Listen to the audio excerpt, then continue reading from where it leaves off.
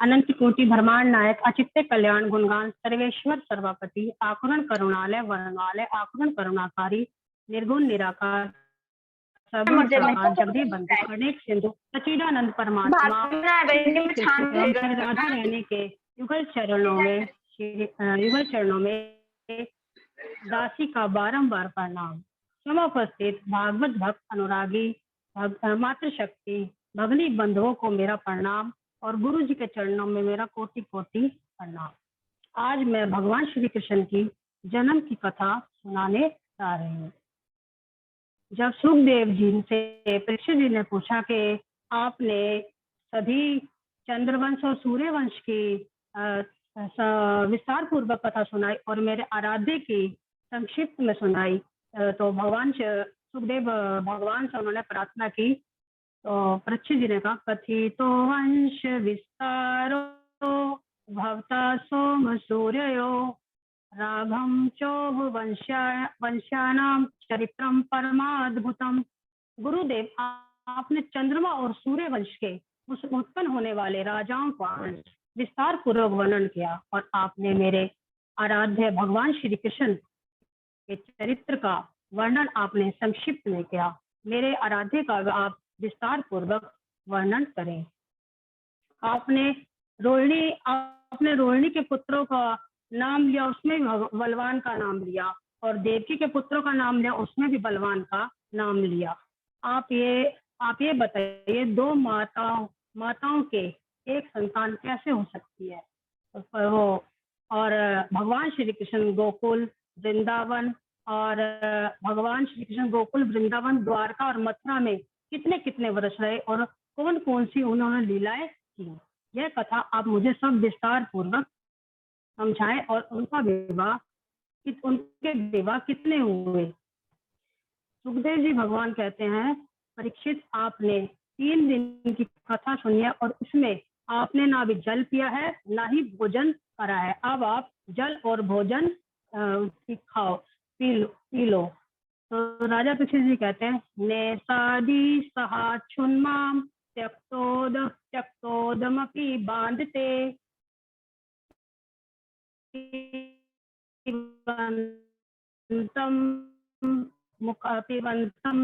मुखाम्भोज हरि कथा अमृत का पान है, इससे मुझे भूख प्यास बिल्कुल नहीं लग रही है।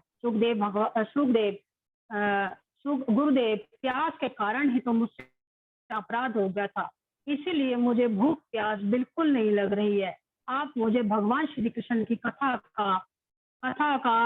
सुनाइए। और सुखदेव जी कहते हैं, वासुदेव कथा प्रश्न स्त्री पुनाति वक्तारम प्रचकम श्रोत सलीलम यथा कथा।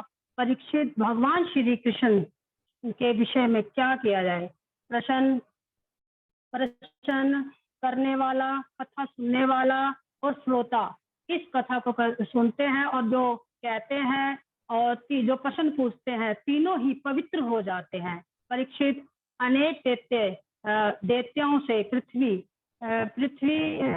पृथ्वी आक्रमित होने लगी, तो वो ब्रह्मा जी के पास गई और ब्रह्मा जी से कहने लगी कि ब्रह्मा जी से कहने लगी कि मुझे आपकी शरण में आई हूँ और मेरी रक्षा करें। ब्रह्मा जी सभी देवताओं को और पृथ्वी को फिर सागर में भगवान विष्णु जी के पास ले गए। सिर्फ भगवान विष्णु जी की बात ब्रह्मा जी ने सुनी और किसी देवता और पृथ्वी ने नहीं सुनी। अब ब्रह्मा जी कहने लगे पृथ्वी से कि पृथ्वी और देवताओं से कि अब भगवान अवतार यदुवंशियों में अवतार लेंगे और वासुदेव और देवकी के घर जन्म लेंगे। अब अत्यधिक क्रूर कंस अपनी बहन देवकी से बहुत प्यार करा करता था। कंस की बहन और वासुदेव का विवाह संपन्न हुआ और जब वो अपनी बहन और वासुदेव जी को छोड़ के रथ में बिठाकर जाने लगा, तो वहां आकाशवाणी होती है, अस्य स्तमा अष्टमो गर्भो हंताय बहिते बुधा। अरे मूर्ख कंस,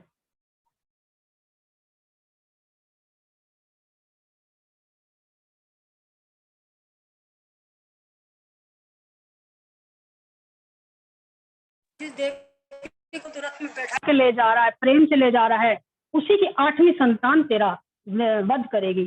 कंस ने जैसे ही सुना, घोड़े की लगाम छोड़ दी और देवकी के पकड़े और उसे घसीटने लगा।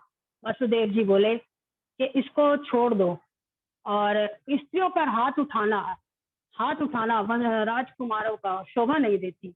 भोज वंश के यश में आप पढ़ाने वाले, और आप स्त्री का बाकेश पकड़ रहे, आपको ये शोभा नहीं देती, और अभी तो ये विवाह के पवित्र बंधन में बंधी है, इसलिए तुम इसको छोड़ दो। मृत्युर्जन्म बताम वीरा देहं से जायते, अध्य भाव शतान्वेवा मृत्युर्वे प्राणिना। 6 पुत्रों और का कंस प्राणी के उत्पन्न होने से ही पहले उसकी मृत्यु निश्चित हो जाती है, और वह अथवा और 6 वर्ष बाद, चाहे वो 100 वर्ष बाद मरे, चाहे वो 50 वर्ष बाद मरे, उसकी तो मृत्यु निश्चित ही है। गीतोपदेश में है, आयु कर्मं च वित्तं च विद्या निधनमेव च पंचत्यानि सर्जन्ति गृहस्थ सेव देहिना। आयु कर्म विद्या, आयु कर्म विद्या मृत्यु, इन पांचों का गर्भ के माँ के गर्भ में ही भगवान निर्माण कर देते हैं। कंस इसे तुम्हें देवकी से कोई भय नहीं, इसकी 8वीं संतान से भय है। जब इसके कोई भी संतान होगी तो मैं तुम्हें इसको लाके दे दूंगा। और वो देवकी और वासुदेव अपने महल में आ जाते हैं। समय बीतने लगता है, देवकी के संतान होती है। अब वसुदेव जी ने वचन दे रखा होता है, तो वो अब उसकी संतान को लेकर कंस के हाथ में सौंप देते हैं। कंस बच्चे को देखता है तो उसे ममता आ जाती है, और वो कहता है कि इस बच्चे ने मेरा क्या बिगाड़ा है, अभी तो मेरे को 8वीं संतान से ही तो डर है, इससे तो मुझे कोई डर नहीं। वो वसुदेव जी को संतान वापस कर देते हैं। वो महल सोचते आते हैं कि दुष्ट इतना दुष्ट है कि ये कुछ भी किसी को छोड़ता नहीं है, पता नहीं इसने संतान को मेरी को कैसे छोड़ दिया। घर आते हैं, इतने में ऊपर देवता सारे कहते हैं, अगर इसने ऐसे ही काम करा तो भगवान पृथ्वी पर कैसे आएंगे। तो वो देव ऋषि नारद जी को नीचे भेजते हैं। देव ऋषि नारद जी कहते हैं कंस से, नारायण नारायण, कहते हैं कंस कहता है, देव ऋषि जी, नारद जी आप कैसे आपका आना हुआ। कहते हैं कि आप ये बताओ कि जो देवताओं ने आकाशवाणी हुई आपकी मृत्यु का, तो 8वीं संतान में मृत्यु का, तो कहते हैं कंस कहता है कि भी मेरे को 8वीं संतान से ही तो अपनी बहन के पुत्र से डर है, पहली संतान से तो कोई डर नहीं। तो कहते हैं आपको नहीं पता, देवताओं की ये भी चाल है, देवताओं को 1 से 8 तक में गिनती करो, या 8 से 1 तक में गिनती करो, उल्टी गिनती करो, सीधी गिनती करो, 8 फिर भी आएगा। अब उनका दिमाग घूम जाता है, क्योंकि वो बोल के चले जाते हैं, नारायण नारायण अपना काम करके चले जाते हैं। अब उनको समझ में आता है, अरे सच कह के गए हैं नारद जी, ये तो सच में मेरी मृत्यु कारण है। वो उस बच्चे को वापस बुलाता है और वासुदेव और देवकी को जेल में डाल देते हैं, और वो उसको दीवार में पटक कर ऐसे वो उसके बच्चों को मार देता है। ऐसे करते करते उनके 6 पुत्र मारे जाते हैं। अब शेषनाग अवतार बलराम की समय आता है, तो भगवान ने योग माया को आदेश दिया, गच्छ देवी ब्रजम भद्रे गोप गोपी लंकृतम रोहिणी वासुदेव से भार्यस्तानंद गोकुले। हे देवी, तुम गाय और गोपों से अलंकृत नंद बाबा की गोकुल में जाओ, वहां वासुदेव की पत्नी रोहिणी निवास करती है। तुम देवकी के गर्भ में से रोहिणी के गर्भ में स्थापित कर दो, जिसे आजकल कहते हैं सैरोगेसी मदर। आज के टाइम में ये सब हो रहा है, सैरोगेसी मदर के एक के गर्भ से दूसरे के गर्भ में डाल दिया जाता है बच्चा, जिससे वो भी माँ बन जाती है। पहले जब भगवान के टाइम से ही हो रहा है, देवकी के गर्भ से रोहिणी के गर्भ में योग माया से डलवाया, और अब विज्ञान ने डॉक्टर कर रहे हैं। इसी प्रकार देवकी के पुत्र के रूप में अवतारण करूंगा, और तुम यशोदा के गर्भ में उत्पन्न होकर फिर से मनुष्य दीप धूप नैवेद्य से तुम्हारा पूजन करेंगे। तुम सबकी मनोकामनाओं को पूर्ण करने वाली दुर्गा, भद्रकाली, विजय, वैष्णवी, चंडिका और शारदा तुम्हारे अनेकों नाम होंगे। भगवान के इस आदेश को सुनकर योग माया देव के गर्भ में जाकर देवकी के गर्भ से ले जाकर रोहिणी के गर्भ में स्थापित कर दिया। जैसे पूर्व दिशा चंद्रमा का धारण करती है, उसी प्रकार रोहिणी देवी के भगवान श्री कृष्ण को अपने गर्भ में धारण कर लिया। उनके प्रकाश से कारागार प्रकाशित होने लगा। अब कंस ने जब यह देखा तो वो डरने लगा और उसने पहरे और बढ़ा दिए कि अब मेरा आने वाला है, मेरे को मारने वाला। उसने नारद से सुन रखा था कि कृष्ण वर्ण का होगा। अब वो तो कोई भी काली चीज देखे उसको तो डर लगे, कांपने लगे वो भय से। अब वो थाली में भोजन परोसे तो उसको जीरा दिखे, वो जहाँ अपनी परछाई से भी डरने लगा। वो इतना डर गया कि वो सोता सोता भी डरने, आंख खोल के सोने लगा। अब आशीन संतिष्ठन भुंजा रतनमहीन चिंतयानो ऋषि केसम तन्मे जगत। उठते बैठ उसको बस मृत्यु का समय आ गया है और दिन पे दिन वो डरने ही लगा। सत्यव्रतम सत्यपरम त्रिसत्यम सत्यस्य योनिनितम सत्य सत्यस्य सत्यव्रतम सत्यनेत्रम सत्यात्मकम त्वशरणम शरणम प्रपन्ना। देवता कहते प्रभु अब आपका संकल्प सत्य है,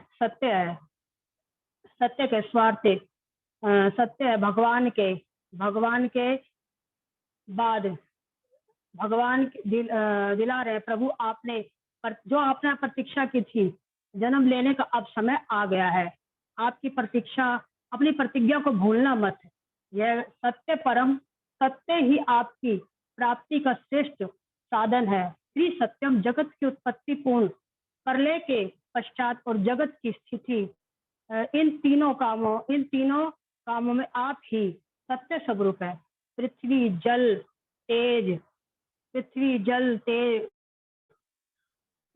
तेज वायु और आकाश में दिखाई देने वाले सत्य रूप भी पंच महाभूत हैं।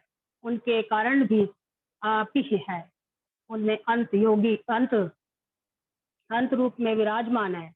आप सत्य के भी सत्य हैं। सत्य स्वरूप परमात्मा हम आपकी शरण में आए हैं। इस प्रकार गर्भ की स्तुति कर देवकी और वासुदेव ने कहा, दिष्ट्याम ते कुशिकता परा पुमा नंसेन साक्षात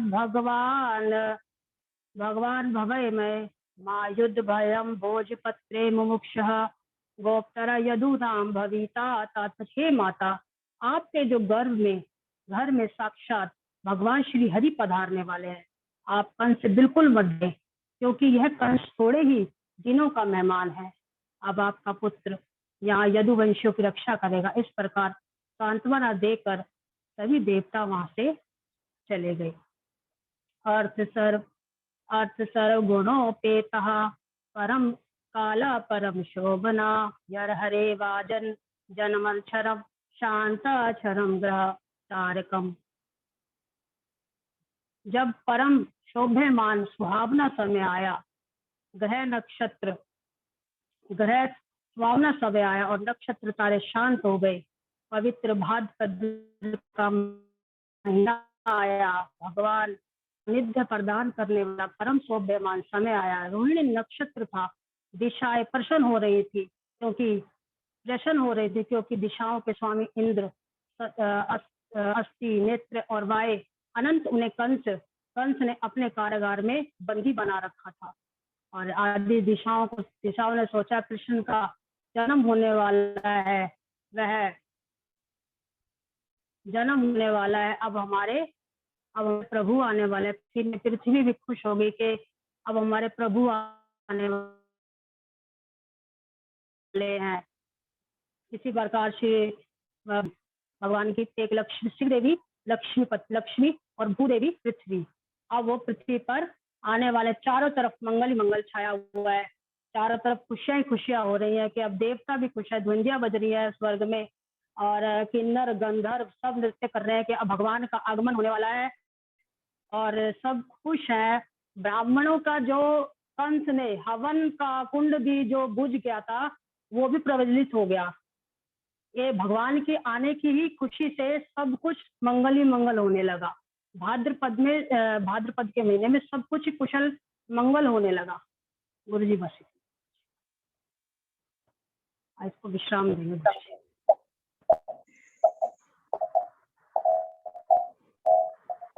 बहुत सुंदर।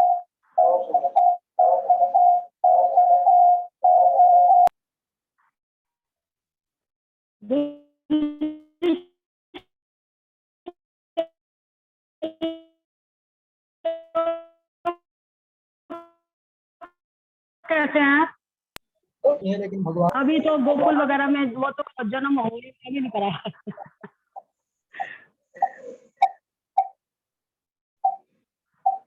कैसा है पहले से गुरुजी? अब इम्प्रूवमेंट है श्लोकों में और उसमें? नहीं, कोई बात नहीं, अभी तो बात कर सकती है। आवाज कट रही है गुरुजी आपकी।